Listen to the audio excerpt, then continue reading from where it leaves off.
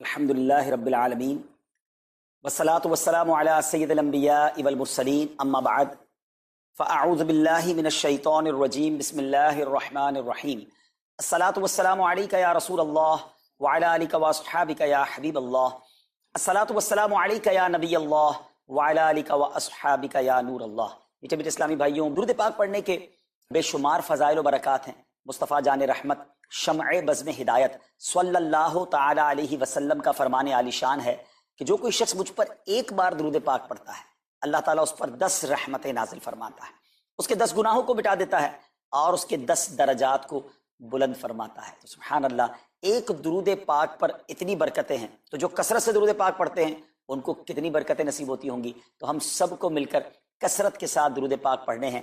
آئیے مل کر محبت کے ساتھ بآواز بلند درود پاک پڑھ لیں۔ صلو علی الحبیب صلی اللہ تعالی علی محمد صلی اللہ علیہ وسلم۔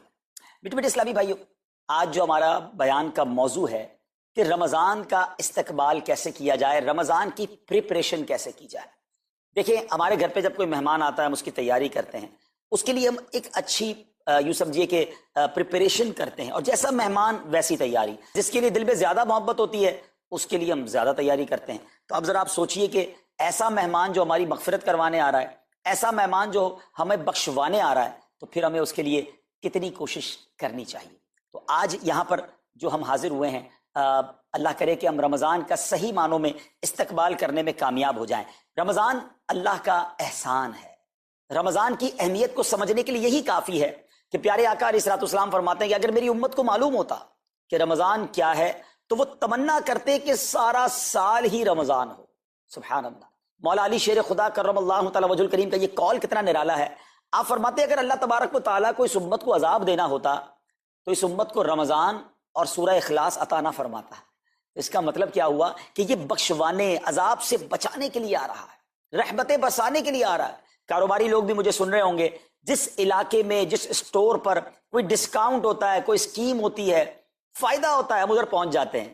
رمضان ایک ایسی اسکیم ہے، رمضان ایک ایسا بینیفٹ دیتا ہے کہ احادیث میں یہ مضمون ہے کہ فرض کا ثواب 70 گنا کر دیا جاتا ہے، نفل کا ثواب فرض کے برابر کر دیا جاتا ہے، شیطان کو بند کر دیا جاتا ہے، جہنم کو تالے لگا دی جاتے ہیں، جنت کے در کھول دیے جاتے ہیں۔ روزہ دار کے منہ سے جو اسمیل آتی ہے، جو بو آتی ہے، بعض اوقات ہم کہتے ہیں یار پیسٹ نہیں کر سکے پورا دن، منہ سے اسمیل آ رہی ہے، سنیے یہ اسمیل جو ہے یہ اللہ کے نزدیک مشک کی خوشبو سے بھی زیادہ بہتر ہے۔ اللہ اللہ۔ ذرا آپ غور تو کیجئے، ہر سجدے پر 1500 نیکیاں دی جاتی ہیں، ہر سجدے پر سرخ یاقوت کا جنت میں ایک محل بنا دیا جاتا ہے۔ اتنی نیکیاں، پھر وہ کتنا بدنصیب ہے جو رمضان میں بھی عبادت نہ کرے، رمضان میں بھی اللہ کو راضی کرنے میں کامیاب نہ ہو۔ روزانہ افطار کے وقت 10 لاکھ گناہگار بخش دیے جائیں، اور جناب ہر جمعے کو جب رمضان میں جمعہ آئے تو ہر لمحے 10 لاکھ گناہگار بخشے جائیں، تو کروڑوں اربوں لوگوں کی بخشش گویا رمضان میں ہونی ہے۔ تو پھر ہمیں اس کی کیسی تیاری کرنی چاہیے، کتنا ثواب کمانے کے بارے میں سوچنا چاہیے۔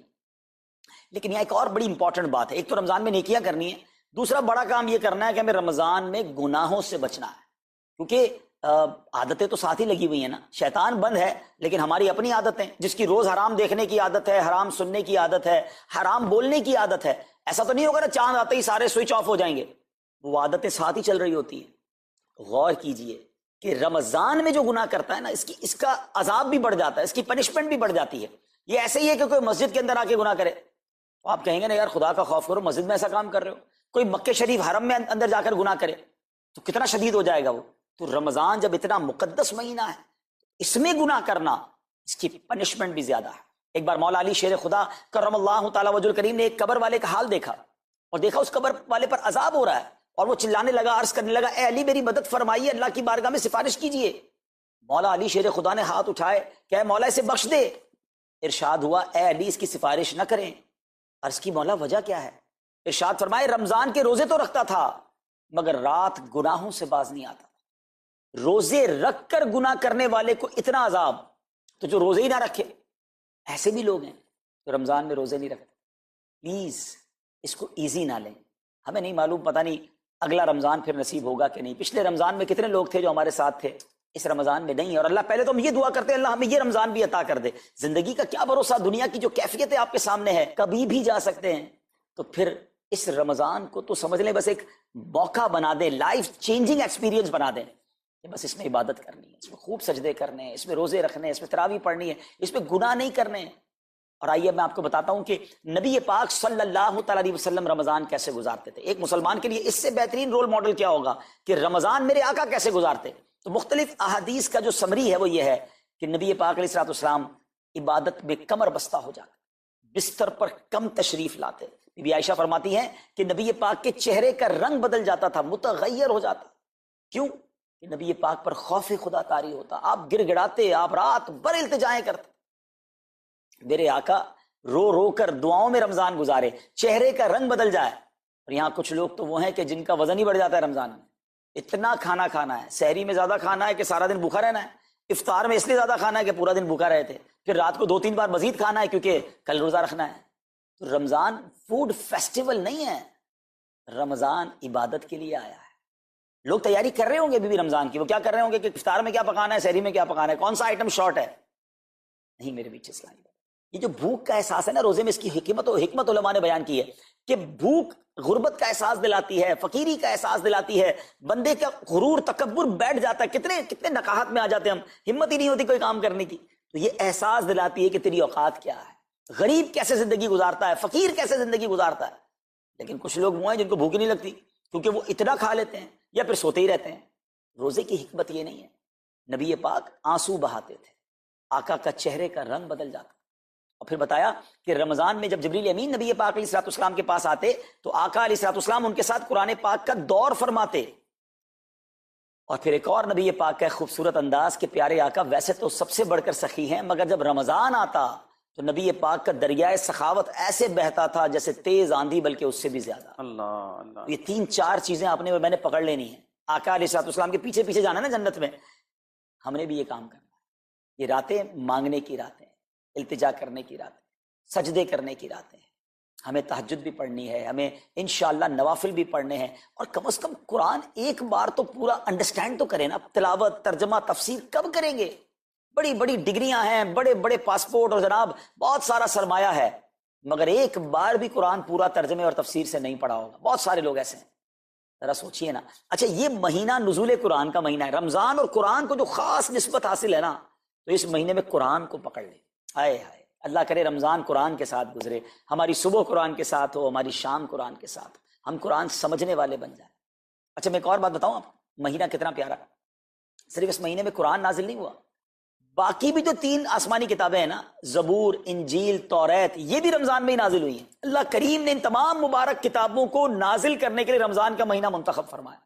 اتنا مبارک مہینہ ہے تو ہمیں خوب اس میں تلاوت قرآن کرنی۔ اور اب دعوت اسلامی نے کتنا آسان کر دیا، تفسیر قرآن عطا فرما دی صراط الجنان آسان اردو میں، اور پھر جناب اس کو اپلیکیشن پر بھی دے دیا، اس کے PDF بھی جاری کر دیے، ڈاؤن لوڈ کر لیں موبائل میں۔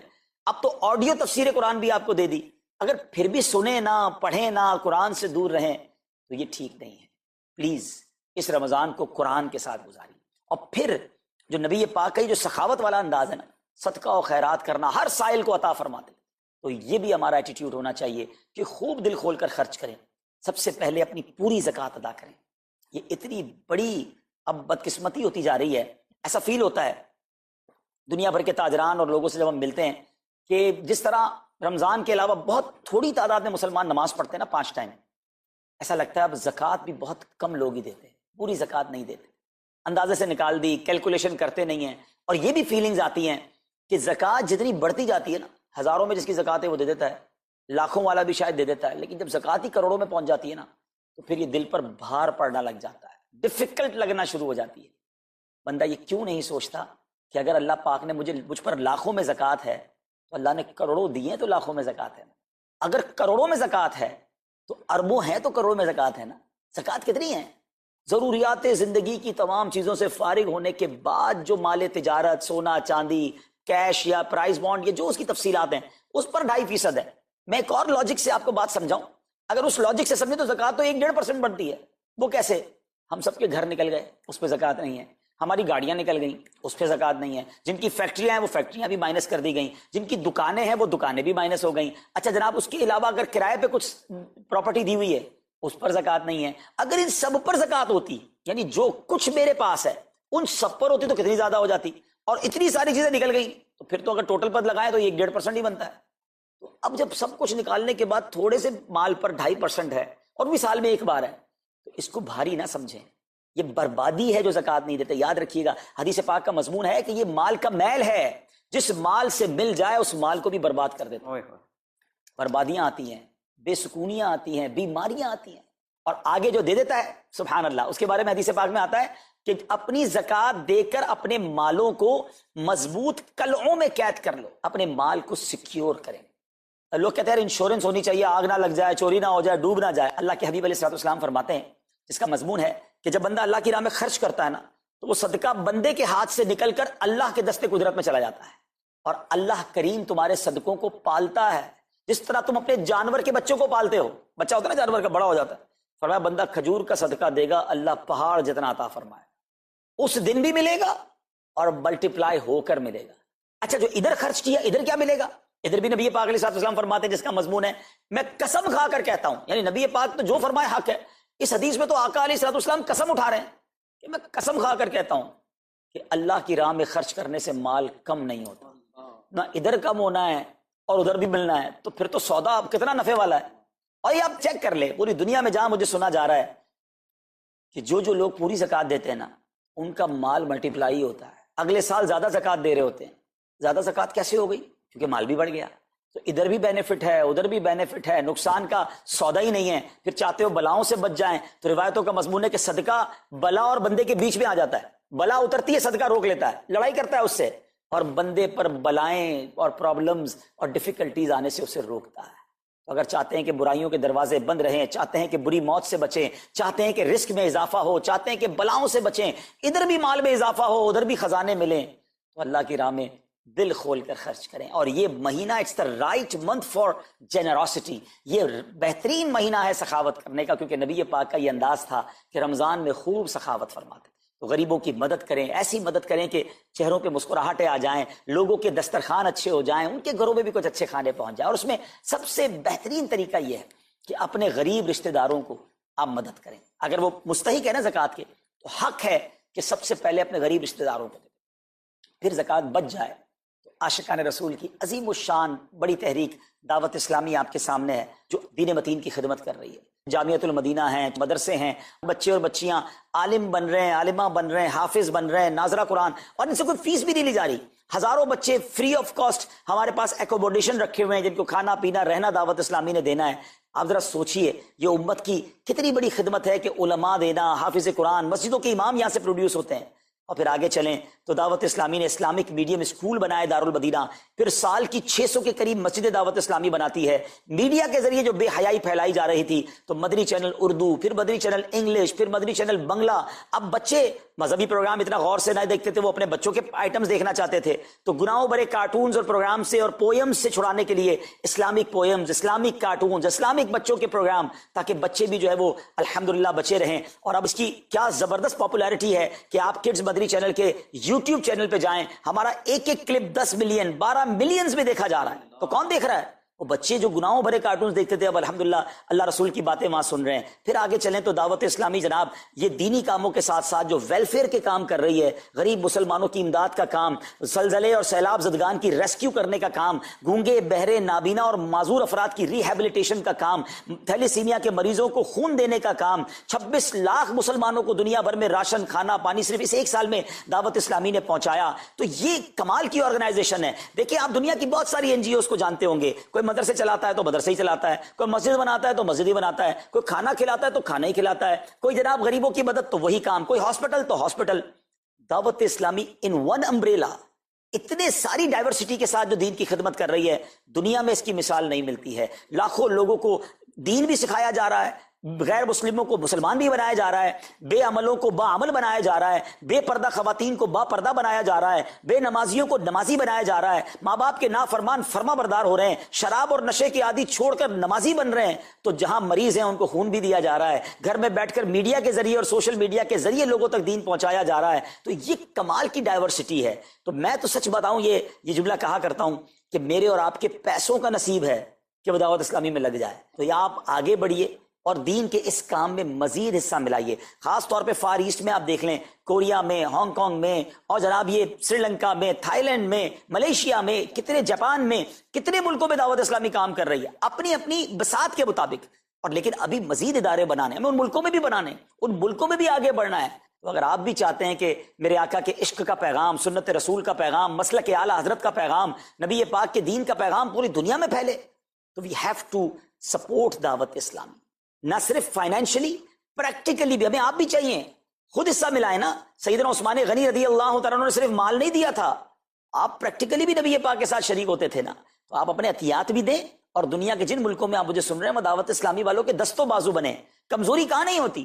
ہاں، ہمارے گھر میں کمزوری ہوتی ہے، ہم سب مل کر کام کریں گے تو کمزوریاں بھی دور ہوں گی اور ترقی آ جائے گی، اور ہمیں اس کا ثواب بھی ملے گا.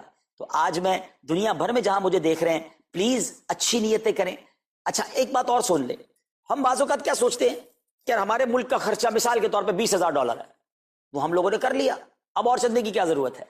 دعوت اسلامی کسی ایک ملک کی نہیں ہے، انٹرنیشنل دعوت اسلامی کے لیے سوچیں. دنیا میں جہاں بھی دین کا کام ہو رہا ہے وہ میرا ہے. یہ میں اپنے ملک اور اپنی سٹی کے بارے میں سوچوں گا تو شاید میں بڑا کام نہ کر سکوں. آپ کو تو موقع مل رہا ہے انٹرنیشنلی مدنی کاموں میں اپنا حصہ ملائیں. دعوت اسلامی کو دل کھول کر سپورٹ کریں. ہم انشاءاللہ جتنے عطیات بڑھیں گے انشاءاللہ مزید مدنی کام بڑھانے کا ارادہ رکھتے ہیں. اللہ کریم اپنی بارگاہ میں ہم سب کا جمع ہونا قبول فرمائے اور دل کھول کر خرچ کرنا نصیب فرمائے، اور اس رمضان کو ہماری مغفرت کا ذریعہ بنا دے. اس رمضان کو نبی پاک علیہ الصلوۃ والسلام کے نقش قدم کے مطابق چل کر گزارنے کی توفیق عطا فرمائے. صلو علی الحبیب صلی اللہ تعالی علی محمد صلی اللہ علیہ وسلم. صلی اللہ تعالی علیہ وسلم. کتنا پسند ہے رب عز و جل کو کہ میرے حبیب کی نام کی تعظیم کی جائے، عزت کیا جائے. نصیب والوں کو نصیب ہوتا ہے. آج بھی نصیب والے ہیں کہ جب نام پاک مصطفیٰ سنتے ہیں تو چوم لیتے ہیں.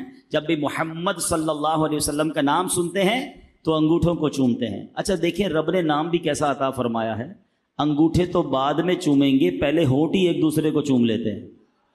کہیے محمد صلی اللہ علیہ وسلم. ہونٹ چوم رہے ہیں نا ایک دوسرے کو، ہونٹ ہی ایک دوسرے کو چوم رہے ہیں. ایسا رب نے نام عطا فرمایا.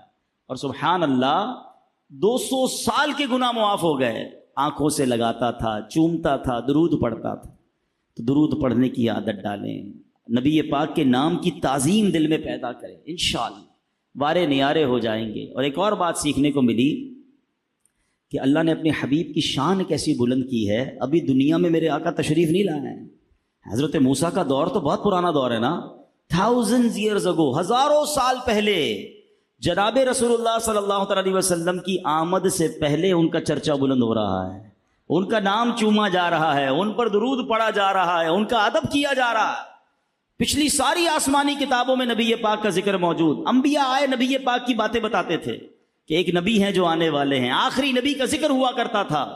اللہ اکبر. وہ شاعر لکھتے نا، ایک میں ہی نہیں ان پر قربان زمانہ ہے، ایک میں ہی نہیں ان پر قربان زمانہ ہے، جو رب دو عالم کا محبوب یگانہ ہے. آقا کا چرچا سبحان اللہ جب سے کائنات بنی ہے، جب سے، بلکہ رب عز و جل نے اس سے پہلے ہی نبی پاک علیہ الصلوۃ والسلام کے نور کو اپنے نور سے جب تخلیق کیا. سبحان اللہ کیا شان ہے میرے آقا علیہ الصلوۃ والسلام کی. تو پھر کیوں نہ ان سے محبت کی جائے، کیوں نہ ان پر درود پاک پڑھتے رہے. آئیے مل کر محبت کے ساتھ درود پاک پڑھ لیں. صلو علی الحبیب صلی اللہ تعالی علی محمد صلی اللہ علیہ وسلم. یہ انگوٹھے چومنے میں بھی کچھ لوگ کنفیوز ہوتے ہیں، یا تو کنفیوز ہوتے ہیں یا کنفیوز کیے جاتے ہیں. ان چیزوں میں کنفیوز نہ ہوا کرو. ہاں ٹھیک ہے. میں چلیں ایک آپ کو روایت بھی سنا دوں. مقاصد الحسنہ میں ہے، ایک مرتبہ اذان ہو رہی تھی. جب مؤذن نے اذان میں کہا اشہد ان محمد الرسول اللہ صلی اللہ تعالی علیہ وسلم، تو عاشق اکبر، سب سے بڑے عاشق نبی پاک علیہ الصلوۃ والسلام کے حضرت ابو بکر صدیق رضی اللہ تعالیٰ عنہ نے جیسے مؤذن نے کہا ویسے ہی الفاظ کو ریپیٹ کیا، دہرایا، اور پھر اپنے دونوں انگوٹھے چوم کر اپنی آنکھوں سے لگائے. اب نبی پاک علیہ الصلوۃ والسلام کی ملاحظہ فرما رہے تھے. پیارے آقا دیکھ رہے تھے کہ صدیق اکبر نے ایسا کیا ہے. نبی پاک نے منع نہیں کیا، روکا نہیں کہ اے ابو بکر یہ کیا کر رہے ہو، بلکہ سنو کیا فرمایا. فرماتے من فعل مثل ما فعل خلیلی فقد حلت علیہ شفاعتی، یعنی میرے پیارے دوست نے ابھی جیسے کیا ہے ایسے اگر کوئی بندہ کرے گا تو میری شفاعت اس کے لیے حلال ہو گئی. ہاں یہ نصیب والوں کا حصہ ہے.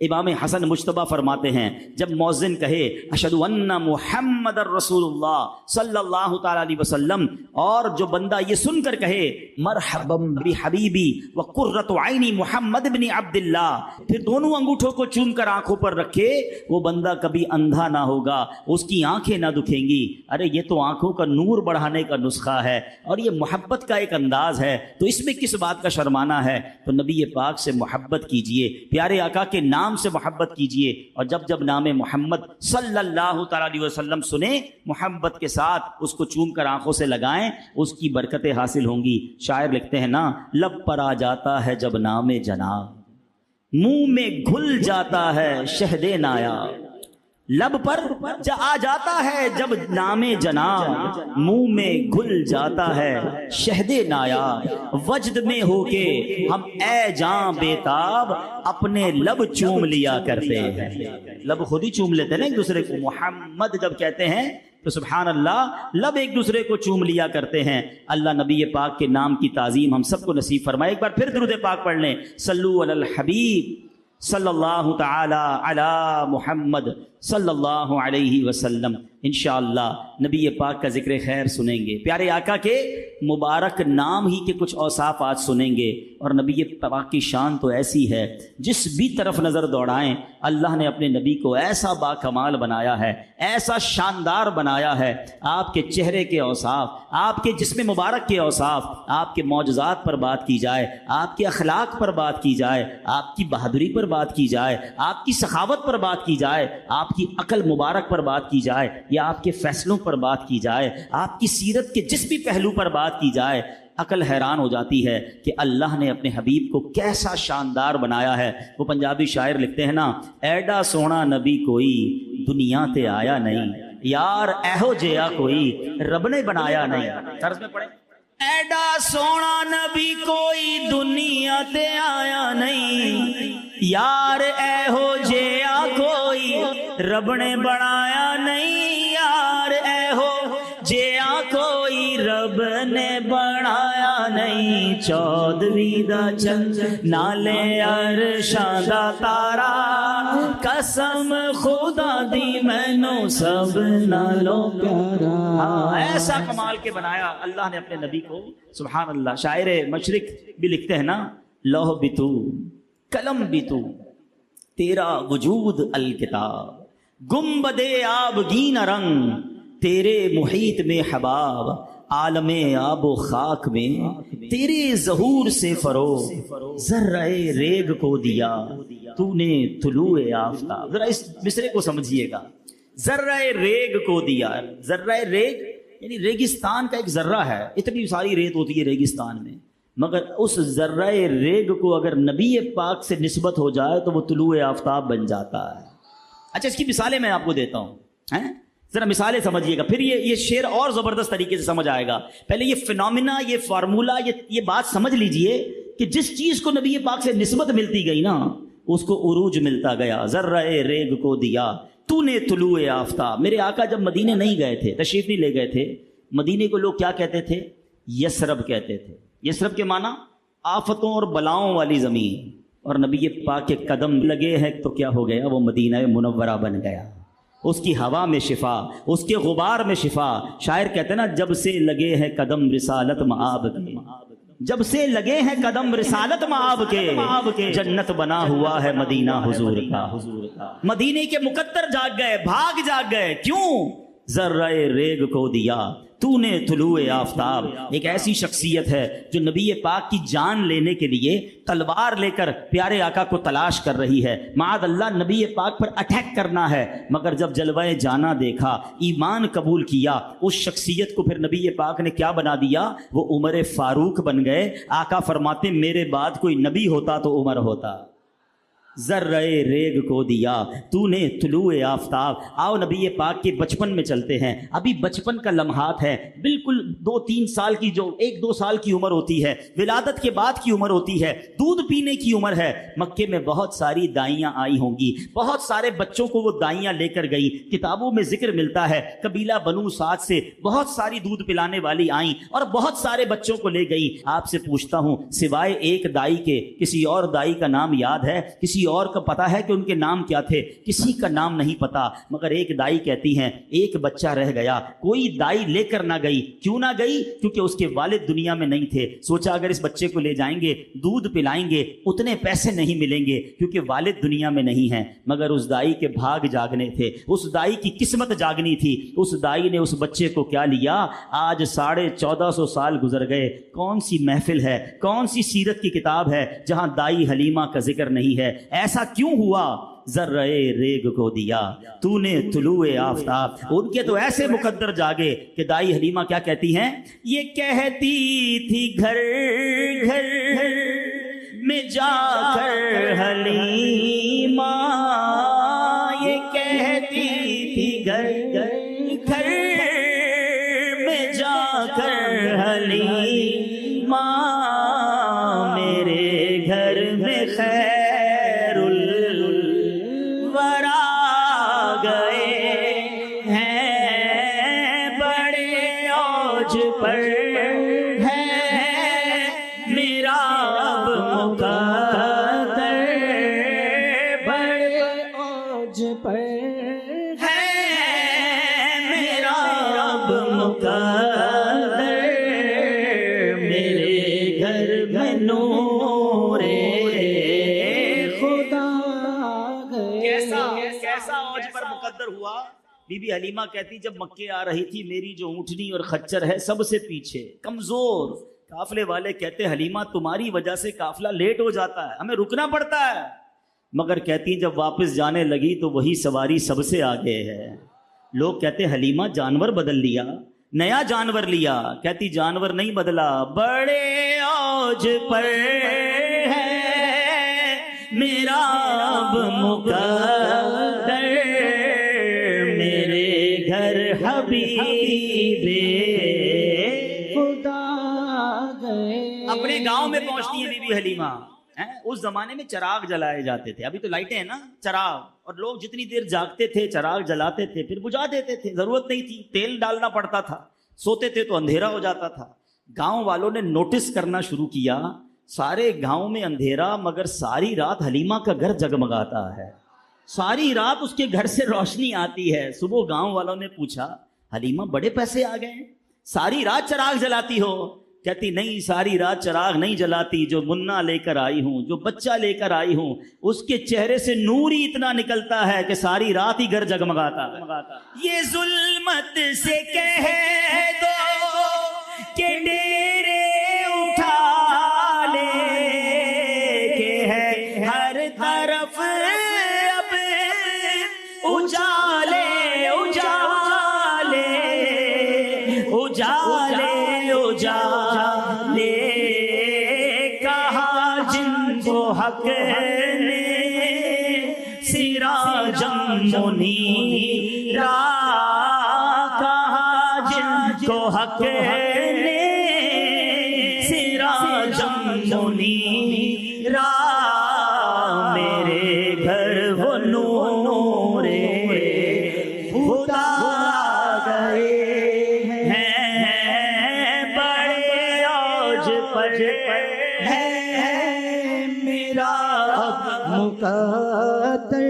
کیسا اوج پر مقدر ہے؟ یہی تو کہتے ہیں کہ ذرہ ریگ کو دیا تو نے طلوع آفتاب۔ جو نبی پاک سے نسبت والا ہو گیا نا، جس کو آقا نے ٹچ کر دیا، جس کو آقا نے قرب دے دیا، وہ آفتاب طلوع آفتاب بن گیا۔ ایک اور عورت کا ذکر کرتے ہیں، ایک اور بوڑھی خاتون ہے، نبی پاک مکے سے مدینے جا رہے ہیں، ہجرت کر رہے ہیں، راستے میں کھانے کی ضرورت پیش آتی ہے، ٹھیک ہے نا؟ اب بھی ہم جاتے ہیں حیدرآباد جاتے ہیں، لاہور جاتے ہیں، کھانے راستے میں ہوٹل بنے ہوئے ہوتے ہیں، چائے پانی پی لیا، دال روٹی کھا لی۔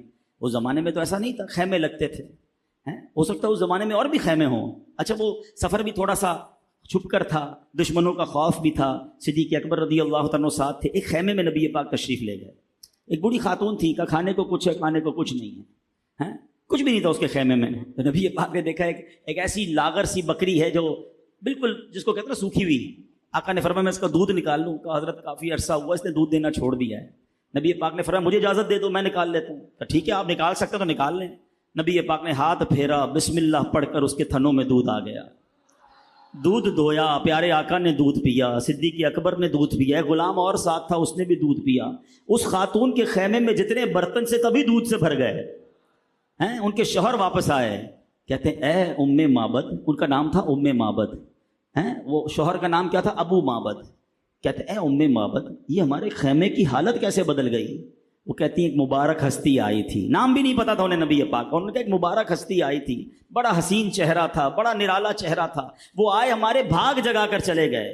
آپ کو پتہ ہے حضرت ام معبد نے نبی پاک کا ایک حلیہ بیان کیا۔ ہاں یہ علماء بیٹھے ہیں، ہر سیرت نگار نے جب نبی پاک کا حلیہ لکھا نا، حدیث کی کتابوں میں، سیرت کی کتابوں میں، اس خیمے والی کے الفاظ ضرور لکھے جاتے ہیں، کیونکہ اس شاندار انداز میں موتیوں کی مانند اس نے نبی پاک کا ذکر کر دیا کہ سبحان اللہ، آج 1450 سال گزر گئے ہیں، جب نبی پاک کا حلیہ بیان کیا جاتا ہے ام معبد کا ذکر ضرور کیا جاتا ہے۔ ارے اس راستے میں بڑے خیمے تھے، بڑے خیمے والیاں اور والے ہوں گے، ہم کسی کو نہیں جانتے ہیں تو ام معبد کو جانتے ہیں۔ کیوں جانتے ہیں؟ کہ ذرہ ریگ کو دیا تو نے طلوع آفتاب۔ آج ایک بات سمجھ جائیے کہ ان کے جو غلام ہو گئے، وقت کے امام ہو گئے، نام لیوا ان کے جو ہوئے، ان کے اونچے نام ہو گئے۔ اگر آپ آج بھی یہ منظر دیکھنا چاہتے ہیں، ہاں آج بھی اگر آپ یہ منظر دیکھنا چاہتے ہیں نا، آپ علماء کی فہرست اٹھائیے، آپ نعت خوانوں کی فہرست اٹھائیے، جو نبی پاک کی شان بیان کرنے والے ہیں، جو عشق رسول بیان کرنے والے ہیں، جو نبی پاک کی سچی محبت بیان کرنے والے ہیں، اللہ آج بھی ان کے ناموں کو عروج عطا فرماتا ہے۔ آج بھی دنیا والے ان سے پیار کرتے ہیں، کیوں؟ ان کے جو غلام ہو گئے، وقت کے امام ہو گئے، نام لیوا ان کے جو ہوئے، ان کے اونچے نام ہو گئے۔ تو بات یہ ہے کہ اگر اپنی عزت بنانی ہے تو نبی پاک کی عزت کی بات کرنا شروع کر دو، سرکار کے چرچے کو بلند کرنا شروع کر دو۔ میرا نام کرے گا روشن، دو جگ میں نام تمہارا۔ کاش یہ بات ہمیں سمجھ آ جائے۔ اور سبحان اللہ، جب غور کیجئے کہ جس نبی علیہ الصلوۃ والسلام کے نام کی برکت اتنی ہے، ان کی ذات کا عالم کیا ہوگا۔ اب بات کر رہے ہیں ہم نام محمد کی، ٹھیک ہے؟ یاد رہے کہ نبی پاک علیہ الصلوۃ والسلام کی شانوں میں سے ایک شان یہ بھی ہے کہ مواہب اللدنیہ میں ہے کہ نبی پاک علیہ الصلوۃ والسلام کے وہاں پر 800 نام لکھے ہوئے، ٹھیک ہے؟ اعلیٰ حضرت نے جب تحقیق کی، ریسرچ کی، تو آپ فرماتے مجھے 1400 نام ملے ہیں۔ مزید فرماتے یہ میرے علم میں آ گئے ہیں، ورنہ نبی پاک علیہ الصلوۃ والسلام کے ناموں کی گنتی ممکن نہیں ہے۔ حضرت کعب الاحبار رضی اللہ تعالیٰ عنہ نے بڑی کمال کی ایک تحقیق لکھی ہے، سنتے جائیے اور جھومتے جائیے۔ وہ کہتے ہیں اہل جنت کے ہاں آپ کا نام پاک عبد الکریم ہے، اہل دوزخ کے ہاں عبد الجبار ہے، اہل عرش کے ہاں عبد الحمید ہے، فرشتوں کے ہاں عبد المجید ہے، انبیاء کرام علیہ الصلوۃ والسلام کے ہاں عبد الوہاب ہے، جنات کے ہاں عبد الرحیم ہے، پہاڑ آپ کو عبد الخالق کہتے ہیں، خشکی میں آپ کا نام عبد القادر ہے، سمندروں میں آپ کو عبد المہیمن کہا جاتا ہے، مچھلیاں آپ کو عبد القدوس کہتی ہیں، وحشی جانور آپ کو عبد الرزاق کہتے ہیں، شیطانوں کے ہاں آپ کا نام عبد القہار ہے، درندے جو چیڑ پھاڑ کرنے والے جانور ہیں آپ کو عبد السلام کہتے ہیں، چوپائے آپ کو عبد المؤمن کے نام سے پہچانتے ہیں، پرندے آپ کو عبد الغفار کے نام سے پکارتے ہیں۔ اللہ پاک کے ہاں آپ کا نام مبارک طٰہٰ ہے، اور مومنوں کے ہاں سب سے مشہور و معروف نام محمد ہے، اور آپ کی کنیت ابو القاسم ہے، کیونکہ آپ جنت تقسیم کرنے والے ہیں۔ پھر ہم کیوں نہ کہیں آنکھوں کا تارا نام محمد، دل کا اجالا نام محمد، آنکھوں کا تارا نام محمد، دل کا اجالا نام محمد۔ پوچھے گا مولا ہے لایا کیا کیا، پوچھے گا مولا ہے لایا کیا کیا، میں یہ کہوں گا نام محمد، دل کا اجالا نام محمد۔ ایسا نام ہے کہ اس نام کے شان میں، اس نام محمد پر قرآن پاک کی پوری ایک سورت موجود ہے، سورہ محمد۔ اور قرآن مجید فرقان حمید میں اس کے علاوہ نبی پاک کا نام محمد صلی اللہ علیہ وسلم 4 جگہ آیا۔ پارہ 4 سورہ آل عمران آیت نمبر 144، پارہ 22 سورہ احزاب آیت نمبر 40 میں، پارہ 26 سورہ محمد آیت نمبر 2 میں، پارہ 26 سورہ فتح آیت نمبر 29 میں۔ ایک پیاری سی آیت سنو کس انداز میں رب نبی پاک کے نام کو بیان فرما رہا ہے۔ قرآن فرماتا ہے بسم اللہ الرحمن الرحیم، ما کان محمد ابا احد من رجالکم ولکن رسول اللہ وخاتم النبیین وکان اللہ بکل شیء علیما۔ ترجمہ کنز العرفان، محمد تمہارے مردوں میں کسی کے باپ نہیں ہیں لیکن اللہ کے رسول ہیں اور سب نبیوں کے آخر میں تشریف لانے والے ہیں اور اللہ سب کچھ جاننے والا ہے۔ یعنی قرآن سے یہ عقیدہ ثابت ہے کہ اللہ کے نبی یہ سب سے آخری نبی ہیں، یہ خاتم النبیین ہیں، رب نے انہیں قرآن میں فرمایا ہے۔ سبحان اللہ۔ تو یاد رکھیے جس طرح اللہ کو ایک ماننا ضروری ہے، ہمارا ایمان مکمل نہیں ہوتا، اسی طرح جناب رسول اللہ صلی اللہ علیہ وسلم کو اللہ کا رسول اور آخری نبی ماننا ضروری ہے۔ خوبصورت نعرے امیر اہل سنت نے عطا فرمائے، خود بھی لگاتے رہا کریں، اپنے بچوں کو سکھائیں، اپنی نسلوں کو بتائیں کہ محمد مصطفیٰ سب سے آخری نبی، احمد مجتبی سب سے آخری نبی، آمنہ کا لاڈلا سب سے آخری نبی، شاہ ہر کوثر سب سے آخری نبی، تاجدار انبیاء سب سے آخری نبی، ہیں حبیب کبریا سب سے آخری نبی، عقیدہ سب صحابہ کا سب سے آخری نبی، عقیدہ اہل بیت کا سب سے آخری نبی۔ اچھا سبحان اللہ۔ اب ایک اور خوبصورت بات سن لو کہ نام محمد میں بھی عقیدہ ختم نبوت بیان ہوا ہے۔ ہاں اسی نام میں یہ عقیدہ بھی موجود ہے، اب ذرا تسلی سے سمجھیے گا۔ علماء نے بڑا پیارا نکتہ بیان فرمایا۔ علماء کہتے ہیں کہ لفظ محمد جو ہے نا وہ حمد سے بنا ہے، ٹھیک ہے، اور حمد سب سے آخر میں کی جاتی ہے۔ ہم کھانا کھا کر کیا کہتے ہیں؟ الحمدللہ۔ پانی پی لیتے ہیں پھر کیا کہتے ہیں؟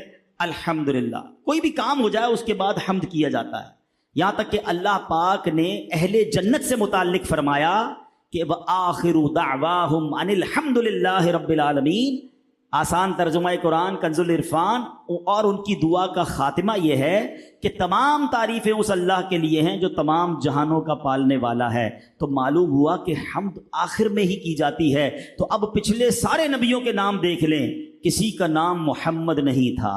سبحان اللہ، کیونکہ ابھی تو سلسلہ نبوت جاری تھا نا، نبی پاک سب سے آخر میں آئے، ان کا نام محمد مصطفیٰ احمد مجتبی، اللہ نے ان کا نام محمد رکھ کر بھیجا اور یہ بتا دیا کہ اب حمد ہو گئی ہے، اب ان کے بعد کسی نبی نے نہیں آنا ہے۔ محمد مصطفیٰ سب سے آخری نبی، احمد مجتبی سب سے آخری نبی، عقیدہ سب صحابہ کا، سب سے آخری نبی، عقیدہ اہل بیت کا، سب سے آخری نبی۔ سبحان اللہ، سبحان اللہ۔ نبی پاک علیہ الصلوۃ والسلام کی شان کیسی ہے، نبی پاک علیہ الصلوۃ والسلام کی تعریف کیسے بیان ہو رہی ہے۔ روایات میں آتا ہے وہ کفار جنہیں خوبیاں دیکھنا نصیب نہ ہوئیں، جو کہ صرف عیب ہی عیب دیکھتے تھے، وہ بھی جب نبی پاک علیہ الصلوۃ والسلام کی معاذ اللہ برائی بیان کرنے کی کوشش کرتے تھے تو انہیں نبی پاک میں کوئی برائی نظر نہیں آتی تھی، مگر پھر بھی وہ برائی کرنے سے باز نہیں آتے۔ اللہ اکبر، مگر پیارے آقا علیہ الصلوۃ والسلام میں کوئی عیب نہیں۔ اللہ اکبر۔ یاد رکھیے اعلیٰ حضرت امام اہل سنت تو بڑی خوبصورت شعر لکھتے ہیں نا، فرماتے تیرے تو وصف عیب تناہی سے ہیں بری، حیران ہوں میرے شاہ میں کیا کیا کہوں تجھے۔ ٹھیک ہے، پہلے میں قرآن پاک کی ایک آیت سناتا ہوں، پھر یہ شعر اور خوبصورت طریقے سے سمجھ آئے گا۔ اللہ قرآن میں فرماتا ہے قُل لَوْ كَانَ الْبَحْرُ مِدَادًا لِكَلِمَاتِي رَبِّي لَنَفِدَ الْبَحْرُ قَبْلَ أَن تَنفَدَ كَلِمَاتُ رَبِّي وَلَوْ جِئْنَ بِمِثْلِهِ مَدَدًا۔ ترجمہ، تم فرما دو اگر سمندر میرے رب کی باتوں کے لیے سیاہی ہو جاتا تو ضرور سمندر ختم ہو جاتا اور میرے رب کی باتیں ختم نہ ہوتی، اگرچہ ہم اس کی مدد کے لیے اسی سمندر جیسا اور لے آتے۔ اب اس آیت کریمہ میں لفظ کلمات سے کیا مراد ہے، رب کی باتوں سے کیا مراد ہے؟ مفسرین کرام کے مختلف اقوال ہیں۔ شیخ عبدالحق محدث دہلوی رحمۃ اللہ تعالی علیہ اس آیت کے تحت فرماتے ہیں کہ اہل تحقیق کے نزدیک رب کے کلمات سے مراد جناب رسول اللہ صلی اللہ تعالی علیہ وسلم ہیں۔ اب آیت کریمہ کا مطلب کیا بنے گا؟ اگر سمندر کا پانی سیاہی سیاہی بن جائے اور دنیا بھر کے لکھنے والے قلم لے کر اس پانی کے ذریعے اوصاف مصطفیٰ لکھنا شروع کر دیں، اگرچہ اس سمندر کے برابر اتنا ہی مزید پانی اور شامل کر دیا جائے، پھر بھی وہ انک، وہ سیاہی تو ختم ہو جائے گی، مگر نبی پاک علیہ الصلوۃ والسلام کے اوصاف و کمالات ختم نہیں ہوں گے۔ قرآن کی آیت کے ذریعے علماء نے ثابت کیا۔ اب ذرا بات کو سمجھیے گا، میں آپ کو کہوں جناب کسی بندے کی جو آپ کا سب سے فیورٹ آدمی ہے اس کی تعریف لکھیے، قلم لیجئے، کاغذ لیجئے، آپ لکھنا شروع کریں گے، بڑا خوبصورت ہے، بڑا ہسمکھ ہے، بڑا مہربان ہے، ہمدرد ہے، خیال رکھنے والا ہے۔ لکھتے لکھتے کوئی 10 لکھے گا، کوئی 20 لکھے گا، کوئی 100 خوبیاں لکھے گا، پھر کہے گا جناب بات پوری ہو گئی۔ اعلیٰ حضرت کہتے ہیں یہ جو بات پوری ہو گئی ہے نا، یہ بھی تو ایک عیب ہے۔ میرے آقا وہ ہیں جن کی تعریف ختم ہی نہیں ہوتی ہے، جن کی تعریف کمپلیٹ ہی نہیں ہوتی ہے۔ قرآن کی آیت بھی آپ نے سن لی، اب اعلیٰ حضرت کا شعر سنو، وہ کہتے ہیں تیرے تو بس عیب تناہی سے ہیں بری۔ تناہی کہتے ختم ہو جانا، اینڈ ہو جانا۔ حضور آپ کے جو اوصاف ہیں اس میں یہ عیب نہیں ہے کہ اس کی تعریف کی جائے تو اینڈ ہو جائے۔ تیرے تو بس عیب تناہی سے ہیں بری، حیران ہوں میرے شاہ میں کیا کیا کہوں تجھے۔ تیرے تو بس عیب تناہی سے ہے بری، تیرے تو بس عیب تناہی سے ہے بری، حیران ہوں میرے شاہ میں کیا کیا کہوں تجھے۔ ہماری کیا شان بیان کریں۔ نام محمد کی برکت اگر آج بھی لینی ہو تو نبی پاک علیہ الصلوۃ والسلام فرماتے ہیں جس کے ہاں بیٹا پیدا ہو اور میری محبت اور حصول برکت کے لیے اس کا نام محمد رکھے تو وہ اور اس کا بیٹا جنت میں جائیں گے۔ ایک جگہ فرماتے جس نے میرے نام کی برکت کی امید رکھتے ہوئے میرے نام پر نام رکھا، قیامت تک صبح و شام اس پر برکت نازل ہوتی رہے گی۔ رکھو لاحد میں جس دم عزیزوں، رکھو لاحد میں جس دم عزیزوں، مجھ کو سنانا نام محمد، مجھ کو سنانا نام محمد۔ پڑھتی درود دوڑیں گی حوریں، پڑھتی درود دوڑیں گی حوریں، لاشا جو لے گا نام محمد، لاشا جو لے گا نام محمد۔ کیسا نام محمد ہے، سبحان اللہ۔ امام عطا رحمت اللہ تعالی علیہ فرماتے ہیں جو بیٹوں کے تمنائی ہیں کہ جو چاہے کہ اس کی عورت کے حمل میں لڑکا ہو تو اسے چاہیے کہ اپنا ہاتھ عورت کے پیٹ پر رکھ کر کہے اگر یہ لڑکا ہوا تو میں نے اس کا نام محمد رکھا، انشاءاللہ اس کے ہاں لڑکا پیدا ہوگا۔ کیا نام ہے میرے آقا علیہ الصلوۃ والسلام کا، سبحان اللہ۔ اب یہاں ایک بات سمجھنی، اعلیٰ حضرت کا بھی یہ طریقہ اور عاشق اعلیٰ حضرت امیر اہل سنت کا بھی یہ طریقہ ہے کہ جب کہ کسی کو ان سے نام پوچھتا ہے نا کہ حضرت بچے کا نام رکھ دیں تو نام محمد رکھتے ہیں، مگر پکارنے کے لیے پھر کوئی اور نام رکھ لیں تاکہ نام کا ادب رہے۔ یہ بھی ضروری ہے، اگر گھر میں نام محمد رکھنا ہے تو پھر اس کا ادب بھی کرنا ہے، تو نام محمد رکھ لیں۔ اب پکارنے کے لیے احمد رضا رکھ لیں، بلال رضا رکھ لیں، اور بھی بہت سارے نام، صحابہ کے نام، اولیاء کے نام۔ نام محمد پکارنے کے لیے کچھ اور رکھیں، کیونکہ مولا علی مشکل کشا سے مروی ہے کہ پیارے آقا علیہ الصلوۃ والسلام نے فرمایا جب تم بیٹے کا نام محمد رکھو تو اس کی عزت کرو اور مجلس میں اس کے لیے جگہ کشادہ کر دو اور اس کی نسبت برائی کی طرف نہ کرو۔ تو نام محمد ضرور رکھنا چاہیے، مگر پھر پکارنے کے لیے کوئی اور نام رکھے، انشاءاللہ اس بچے کے نام کی برکت سے آپ کو بھی برکتیں نصیب ہوں گی۔ تو اے میرے پیارے اسلامی بھائیوں، یہ ہے میرے آقا علیہ الصلوۃ والسلام کے مبارک نام، یہ ہے تعظیم مصطفیٰ، یہ ہے محبت مصطفیٰ۔ اب ذرا سوچئے جس نبی کے نام کا یہ عالم ہے، اس نام کی برکتوں کا یہ عالم ہے، تو جس کے دل میں عشق مصطفیٰ ہو اس کو انشاءاللہ کیسی کیسی برکتیں ملیں گی۔ پتہ ہے نبی پاک سے محبت اگر پتھر کرے نا، ہاں پتھر محبت کرے تو وہ جنت میں چلا جاتا ہے نا، عجیب بات۔ ہاں ایک ایسا پہاڑ ہے دنیا میں جو جنتی پہاڑ ہے، دعا کرو اللہ آپ کو مجھے اس پہاڑ کی زیارت بار بار نصیب فرمائے۔ وہ پہاڑ کہاں ہے؟ وہ مدینے میں ہے۔ ہائے ہائے، جب ہی نہیں کہتے جسے دیکھنی ہو جنت وہ مدینہ دیکھا ہے۔ مدینے میں بہت ساری چیزیں جو جنتی چیزیں ہیں، ریاض الجنہ وہاں پر ہے، جنتی وادی وہاں پر ہے، پھر جنتی پہاڑ جبل احد۔ جبل احد پر सने जबल अहद पर होने वाला एक मौजज़ा नबी पाक का इल्म गैब भी आपके सामने आ जाएगा, फिर जबल अहद की तारीफ बयान करता हूँ, कुछ मदीने का भी जिक्र हो जाए ना, फिर इंशाल्लाह बयान ख़त्म करते हैं। मेरे आका अलैहिस्सलाम एक बार जबल अहद पर तशरीफ़ ले गए, तो प्यारे आका अलैहिस्सलाम के साथ हज़रत अबू बकर सिद्दीक़ भी हैं, हज़रत उमर फ़ारूक भी हैं, हज़रत उस्मान गनी भी हैं। जैसे ही नबी पाक जबल अहद पर गए तो अहद पहाड़ झूमने लगा, इश्क की ज़बान में झूमने लगा, वैसे उस पर ज़लज़ला आ गया। हदीसों में क्या लिखा है? ज़लज़ला आ गया। अच्छा, आज कितनी साइंस ने तरक्की कर ली है, मगर अर्थक्वेक, ज़लज़ला आ जाए तो कोई नहीं रोक सकता। बड़े बड़े मुल्क तबाह हो जाते हैं, पुल गिर जाते हैं, बिल्डिंगें गिर जाती हैं, अल्लाह ताला बचाए। ज़लज़ले का इलाज किसी के पास नहीं है। मगर सुनो क्या हुआ, मेरे आका की शान देखो। नबी पाक ने अहद पहाड़ को ठोकर लगाई, फरमाते ऐ अहद रुक जा, तुझ पर एक नबी, एक सिद्दीक और 2 शहीद मौजूद हैं। ये सियासता की किताबों में हदीस मौजूद है, ठीक है ना। जो लोग रेफरेंस पूछते रहते हैं ना कि जनाब ये बताएं कि नबी पाक के पास इल्म गैब था कि नहीं, सुनो इस हदीस में एक तो पहले नबी पाक की कुदरत, नबी पाक की ताकत, अल्लाह ने कैसी अथॉरिटी दी कि अर्थ को एक ज़लज़ले को ठोकर लगाते हैं, पहाड़ रुक जाता है, ज़लज़ला रुक जाता है। आज की साइंस नहीं रोक सकती है, मेरे आका की ठोकर रोक देती है। सैयदी आला हज़रत कहते हैं एक ठोकर में अहद का ज़लज़ला जाता रहा, एक ठोकर में अहद का ज़लज़ला जाता रहा। रखती हैं कितना वक़ार अल्लाह अकबर एड़ियां, अरे मेरे आका की एड़ियों की ये शान है। अब जनाब एक सवाल ये पैदा होता है, आका अहद से फरमाते क्या हैं? ए अहद तुझ पर एक नबी, एक सिद्दीक और 2 शहीद मौजूद है। नबी कौन है? खुद नबी पाक अलैहिस्सलाम। सिद्दीक कौन मौजूद थे? हज़रत अबू बकर सिद्दीक मौजूद थे। 2 शहीद कौन है जनाब? हज़रत उमर, हज़रत उस्मान तो साथ खड़े हैं, शहीद तो नहीं हुए, जिंदा हैं, हयात हैं, ज़ाहिरी हयात से मुत्तसिफ हैं। इसका मतलब क्या है? आका जानते थे ये 2 शहीद होने वाले हैं। जो हो चुका है, जो होगा हुजूर जानते हैं। मैं हदीस पढ़ के सुना रहा हूं, फिर किस बात की टेंशन है, फिर किस बात का खौफ है? तो ये बात क्लियर हो गई। ये तो अहद पहाड़ पे नबी पाक की एक शान जाहिर हुई। लेकिन खुद नबी पाक अहद के बारे में पता है क्या फरमाते हैं? अहद मुझसे मोहब्बत करता है, मैं उससे मोहब्बत करता हूं, ये मेरे साथ जन्नत में जाएगा। उलमा ने बड़ी प्यारी डिबेट की है कि अहद तो बेजान पहाड़ है, पहाड़ नबी पाक से मोहब्बत करे वो जन्नत में जाएगा, उम्मती मोहब्बत करे तो क्यों ना जन्नत में जाएगा। सच्ची मोहब्बत करनी है। ये जो बयानात होते हैं ना, इश्क रसूल बढ़ाने के लिए होते हैं। नबी पाक की शान हम क्यों सुनते हैं बार बार?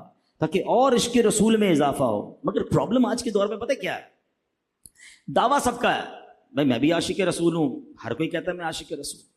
हम आशिक रसूल हैं ये हम कहते हैं, मगर क्या शरीयत की नज़र में वाकई हम आशिक रसूल हैं? तो नबी पाक अलैहिस्सलाम फरमाते हैं कि कौन सच्चा पक्का मोमिन है? फरमाया कि तुम में से उस वक्त तक कोई कामिल नहीं मोमिन नहीं हो सकता, ला युमिनु अहदुकुम हत्ता अकूना अहब्बा इलैहि मिन वालिदिही व वलदिही वन नासी अजमाइन।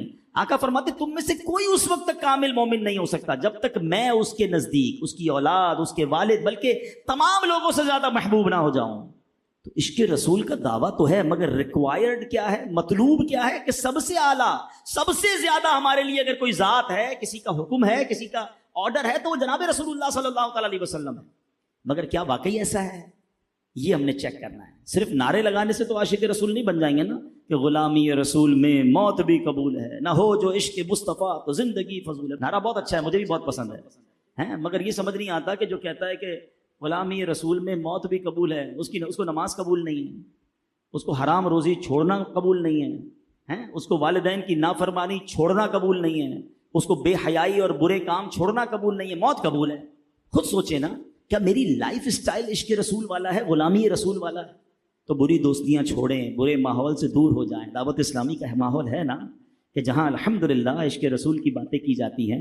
कितने लोग सुन्नतों पर अमल कर रहे हैं। ये है दावत इस्लामी। पकड़ पकड़ कर चाह रही है कि उम्मत को नेक बना दिया जाए, नमाजी बनाया जाए, जमात का पाबंद बनाया जाए, दुरूद पाक का। ये दावत इस्लामी वाले क्यों करते हैं? कभी आपने सोचा कि ये हमारी इस्लाह चाहते हैं, ये हमारी कब्र और आखिरत बेहतर चाहते हैं? इनके दोस्त बन जाओ, इनके साथी बन जाओ। आज लोग जुए की तरफ ले जाने वाले बन गए। दोस्तों के पास बैठो तो सुना है मोबाइल फोन पे गेमें आ गई हैं, जो बता रहे हैं ये गेम खेलो तो इतने लाख बच जाएंगे, ये गेम खेलो इतने हजार। हराम जुए में लगाने वाले दोस्त, फिल्मों में ले जाने वाले, सिनेमा ले जाने वाले, पता नहीं किधर किधर ले जाने वाली गैदरिंगें बनी हुई हैं। और ये बेचारे दावत इस्लामी वाले पकड़ पकड़ कर कहते हैं काफिले में चलो, दर्स सुन लो, बयान सुन लो, अच्छा भाई नेक अमाल पर अमल कर लो। इनकी मेहरबानी है। ہم پھر ان کی بات نہیں سنتے. ایسا نہ کریں, واللہ یہ اچھے دوست ہیں, یہ ہمیں بچانا چاہتے ہیں, اس گناہوں کے دلدل سے نکال کر ہمیں عشق رسول کی راہ پر چلانا چاہتے ہیں. دعوت اسلامی کا دست و بازو بن جائیں, دعوت اسلامی کے ساتھی بنیں, اجتماعات میں آتے رہیں ماشاءاللہ, ہر جمعرات اجتماع میں آئیں, ہفتے کی رات مدنی مذاکرے میں شرکت کریں, مدنی چینل دیکھیں. انشاءاللہ اللہ وہ دن لائے گا کہ انشاءاللہ ہم بھی بدلیں گے, ہماری آنے والی نسلوں پر بھی اس پر فرق پڑے گا. اللہ پاک ہم سب کی حاضری کو قبول فرمائے, ہم سب کو آج کے اجتماع کی برکتیں عطا فرمائے. آمین بجاہ النبی الامین صلی اللہ علیہ وسلم.